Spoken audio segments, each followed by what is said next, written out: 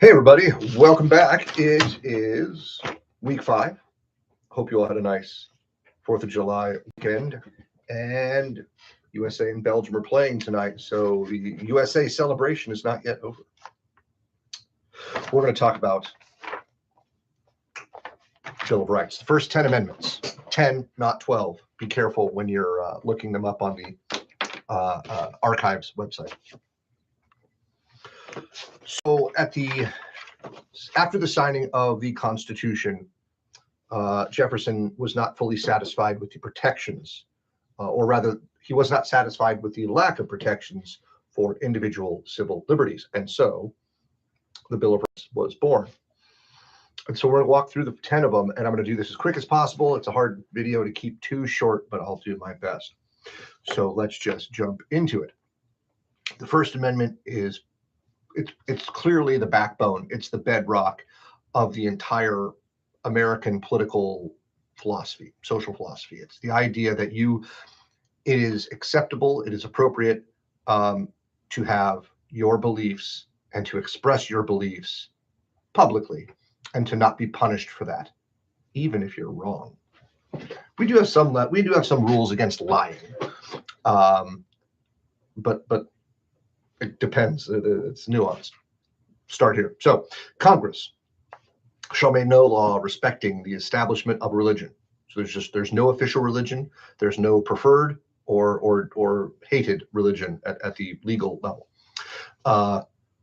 or prohibiting the free exercise of whatever religion you do or do not adhere to, or abridging the freedom of speech, or of the press, or of the right of the people to peaceably assemble, to petition the government for the redress of grievances. So you get to have your beliefs and live out those beliefs within some reason. Human sacrifice is out, obviously, but there's a lot of protection for religious freedoms. Abridging speech, you can say what you believe to be true, and short of specifically calling for violence, you can say just about any crazy thing you want, because the possibility is that you really believe it. And if you're really, really wrong about something that you deeply believe to be true, then we can have a discussion about it, and usually the truth outs, right? So what you want to do is you want to open up discourse and open up debate and open up ideas to the marketplace and have them compete. And the good ideas will flourish and will maintain, and the bad ideas, the false ideas, will fall away, or the majority of people just won't accept them. So you can speak those ideas out, you can write them down, and the press gives you the ability to disseminate and share those ideas. You can gather together with like-minded people, or not like-minded people, and you can assemble together peacefully, right, in public, and tell the government they're doing a bad job. It's better if you do that to also have a plan for what the government ought to do instead of what it's currently doing. Just saying they're doing a bad job, not very helpful. You can do it, but think. So that's the bedrock of the American political philosophy: is individual people get to do this. It is one of their basic rights. And the second one, on the tails of the first one, you get to have a gun. So if you're a libertarian, man, this is your bread and butter. You get to say what you believe to be true, and you get to have a gun to defend yourself. That's freedom. The well-regulated militia element, the security of a free state. Well, we just have so many police and military elements now that there is no citizen militia that just occurs in most places. Very rare. However, in the DC v. Heller case that Scalia wrote the opinion for, that I read years ago, the right of the people to keep and bear arms shall not be infringed is the governing clause, and that's the one that matters to us now. Will this change down the road? Maybe. Maybe. Moving on. Number 3. I don't think we've actually had to put this one up for debate in court, but it's there as a vestige of their experiences during the Revolutionary War. No soldier shall, in time of peace, be quartered in any house without the consent of the owner, nor in time of war, but in a manner prescribed by law. The Crown was sticking soldiers into private citizens' home, both to bully, to scare, but also to surveil, right, and just keep tabs on average citizens. And that's just wildly inappropriate. And so that is hard no. And I don't think there's ever been a case where that's even gone to court in the US in our entire history. 4, 5, and 6 are really important. And for those of you who go out in public, drive a car, all of us, every one of us needs to be aware of 4, 5, and 6, because these are some of the most important civil liberty protections that we have against the coercive power of the police state and the executive branch of the government. The right of the people, so number 4, the right of the people to the right of the people to be secure in their persons, houses, papers, and effects against unreasonable searches and seizures shall not be violated. And no warrant shall issue but upon probable cause, supported by oath or affirmation, and particularly describing the place to be searched and the person and things to be seized. A lot of stuff there. So our stuff, our persons and our things, our homes, our cars, and everything in them is protected against unreasonable searches and seizures. But there are reasonable searches and seizures. For example, if a police officer is wandering by your home and they hear a scream and they see a door is broken or damaged off its hinges, or they hear a gunshot, these are things that give them probable cause. And that's not crazy. But otherwise, just because they have some hunch or suspicion, or just because they don't like the way you look, whatever, that does not give them enough reason to go searching through your stuff to find something you've done wrong. So there are no unreasonable searches and seizures, and no warrant to give them the ability to search your stuff shall be issued but upon probable cause, which is to say, this is why we think this person has done something wrong and we should go investigate. And a judge has to sign off on this, right? So if the cops are wrong and the judge is wrong and this all goes through trial, it'll be shown you signed off on this. You're all getting punished for doing this wrong, and this person's going to go free. Because if they did violate any of this Fourth Amendment protection, and particularly describing the place to be searched and the things or persons to be seized, it's not a free-for-all, right? And so what they call this is the fruit from the poisoned tree. If you find something that is not listed in a warrant, it's often inadmissible in court. And for all of you who are fans of cop dramas and courtroom dramas, this should be familiar. These, just as a quick aside, the 4th, 5th, and 6th are really important protections, again, to protect us from the coercive, potentially arbitrary power of the state.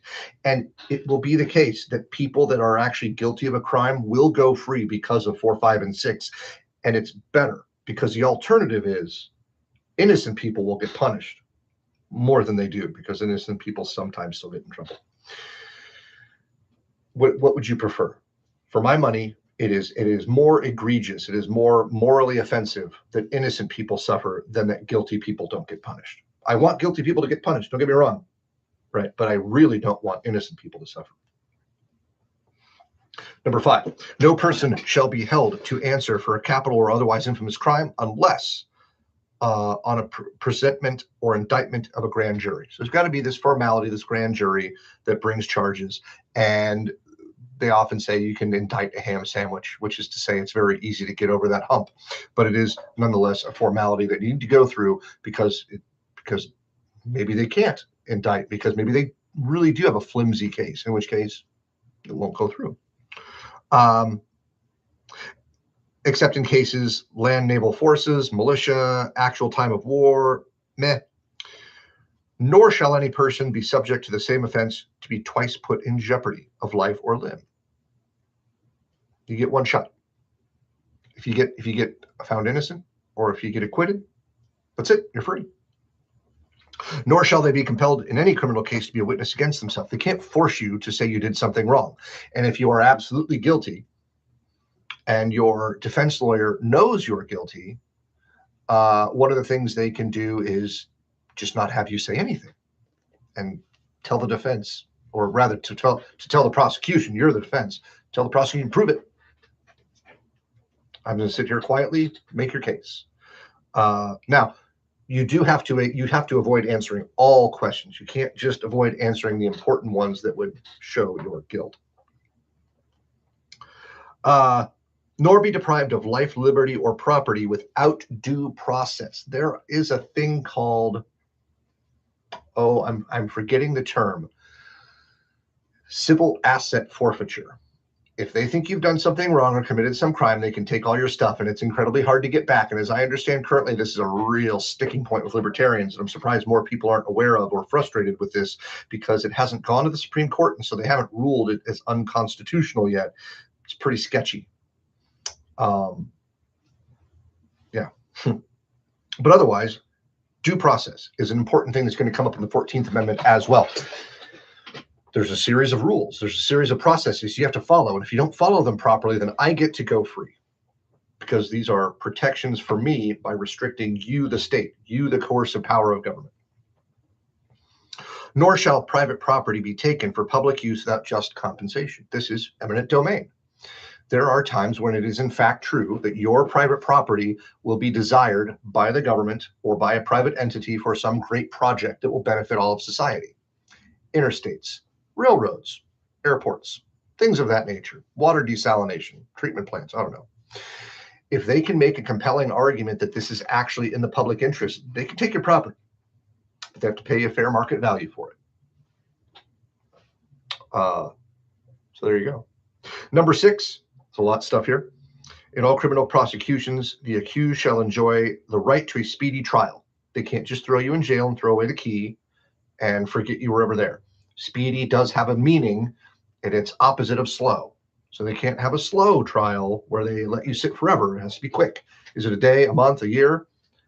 It's determined by law, but we know what speedy means. We know what it doesn't mean. So you can't just completely obfuscate it. You have to have, this happens quickly. We're going to tell you what you did wrong, and then we're going to have the trial, and you're either going to go home or go to jail. By an impartial jury of the state and district wherein the crime shall have been committed. So people drawn from the society in the place where you committed the crime, because those are the laws you broke. But on rare occasions, because there might be a media circus or a lot of bias against an individual, and then their counsel will say, we're not going to get a fair case here. Can we remove to a different jurisdiction where they don't know who my client is, because the water here is poisoned and everybody thinks my client is guilty without even having a trial, and so we don't think we can get a fair trial. So that can happen. But most of the time, you have the trial in the place where the crime was committed, and the jury is drawn from that place as well. You have to be informed of the nature and cause of your accusation, which ties to habeas corpus from the Constitution. You have to be confronted with the witnesses, right?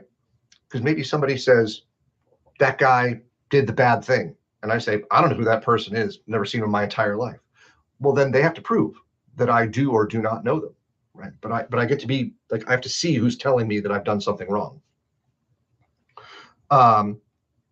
And to have a compulsory process for obtaining witnesses in your favor and a defense counsel. And this is the public defender system. And I actually worked in the public defender system very briefly, but I got to see firsthand very talented men and women who vigorously defended their clients. And there was one case where a police officer went and questioned a minor who was involved in unintentional arson. They were playing with matches, and the kid was absolutely guilty. He did it. Not maliciously, of course, but he was guilty of the thing that started the fire. And the police found the kid at school and questioned him, and they got a confession from the kid, a minor, without parental or otherwise guardian presence. And so the woman that I was working for, she was the lawyer on the case, and I was just one of her, researchers. She got the case thrown out because the cops didn't do their job properly. They violated the kid's civil liberties. Number 7, suits in common law where the value of the controversy shall exceed $20. The right of trial by jury shall be preserved. No fact tried by a jury, this is important. No fact tried by a jury shall be otherwise re-examined in any court of the United States than according to the rules of common law.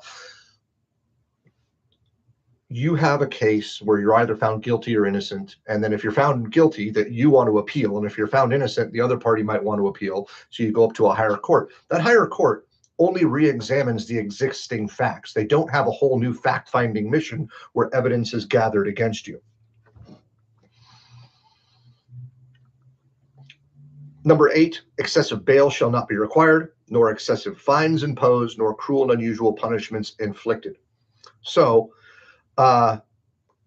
if you're in jail for, I don't know, breaking and entering, no one was hurt, you didn't have a deadly weapon, you smashed a window and you crawled inside because you're trying to get drug money. I don't know. Certainly bad, but we're not going to set $1 million bond, right? It's probably going to be a low-level bond, if you can bond out at all. Nor excessive fines imposed, right? Tiffany Henyard, super mayor of some suburb of Chicago in the last couple of years, who has recently lost her position because she's corrupt as hell, changed parking tickets from, I think, $50 a pop to $500 a pop, allegedly to support her extracurricular activities, right? So a $50 parking ticket, maybe that's steep, but $500 for a non-moving violation for parking in the wrong spot, that's insane, right? That most of us would go, that's not reasonable, right? So excessive and excessive, like, what do those mean? Excessive bail, excessive fines. Well, again, it's like speedy trial. Well, we know what it means in general terms. We know that it shouldn't be too much in relation to the thing you did wrong. $500 for a parking ticket is crazy. No cruel and unusual punishments inflicted. Now, many people would like to think that this should bar the death penalty from being used anywhere in the country. Sorry to disappoint. They were using the death penalty quite regularly during the writing of and after this. So it was evident just from common practice that the death penalty is not a cruel and unusual punishment by their own understanding. But there are ways that you can kill someone more humanely and less humanely. So, maybe a firing squad where everybody's shooting at your head and your heart, gruesome, but efficient. Hanging, right? If done properly, it's quick, versus a malfunctioning electric chair or improperly administered chemicals for the lethal injection. Take your pick, right? So there are ways we can kill people that is kind of gruesome and painful and extended, and we don't want that. But apparently an efficient death is acceptable. But think also of, because it's not just death punishments, but think about in prison, solitary confinement. We're social creatures. Recent psychological data coupled with a handful of exposés strongly suggest that solitary confinement is cruel and unusual punishment. It's torture, psychological torture. So consider that. Now, 9 and 10 are, they're sort of catching all the extras here. So in number 9, the enumeration in the Constitution of certain rights shall not be construed to deny or disparage others retained by the people. It's not an exhaustive list, is the point, right? Among these are life, liberty, and the pursuit of happiness. There are others similar. Number 10, the powers not delegated to the United States by the Constitution, nor prohibited by it to the states, are reserved to the states respectively or to the people. Basically, these rules that we've just listed here, these limitations on the federal government, are negative rights. They negate the power of the government to protect our pre-existing inalienable rights. These limit the government, and whatever else is out there is for the states or the people to decide. Right? So this number 10 creates a distinction between the federal government and the states. Right? So here's the federal government rules, the Constitution and the Bill of Rights. And then whatever we don't specify in here that's left over, figure out for yourselves down here. This is why when Roe v. Wade was overturned, the Dobbs decision, appropriately, I think, said there's nothing in the Constitution that says anything about abortion. In the Roe v. Wade, they talked about the penumbra in the Constitution, which is to say, in the shadow of the Constitution, abortion could be legal. Even Ruth Bader Ginsburg wasn't happy with that decision. So, according to number 10, it's for the states and the people to decide respectively. So some states immediately had a plan of action to either expand abortion rights, protect them as they existed, or to shut them all down. And until something happens officially in the legislature at the federal level, as the example I just offered, abortion will be different between the different states because the Constitution doesn't specifically speak on it. Okay. I will soon create another video for you about amendments 11 through 27. Not nearly as sexy as the first 10, but some of them are quite consequential, and we'll cover those.